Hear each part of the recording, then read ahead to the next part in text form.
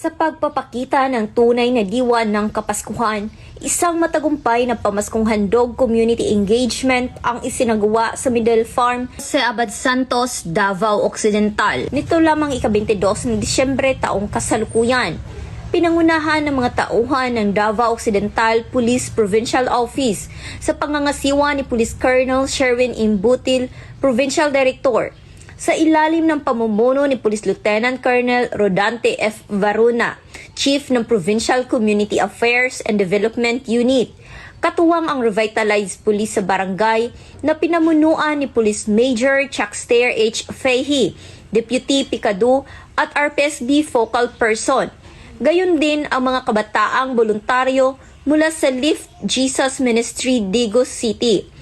Ang aktibidad ay tinatawag na Pamaskong Handog 2025 na may temang Share Your Blessings ay naisakatuparan sa pakikipagtulungan at partisipasyon ng Bible Baptist Church, iba't ibang sektor at organisasyon. Tinatayang mahigit 500 na residente ang nakinabang sa feeding program, school supplies, libreng gupit, tsinelas at loot bags na may laman ng mga laruan. Nagbigay din ng libreng check-up ang Municipal Health Office, libreng gamot at bitamina mula sa mag-asawang Rona Rose, Roa Garuda, kabilang ang pamilyang Medel. Kitang-kita sa mga ngiti ng mga bata at mamamayan ang tuwa at pasasalamat sa mga serbisyong natanggap mula sa mga kapulisan at katuwang na grupo.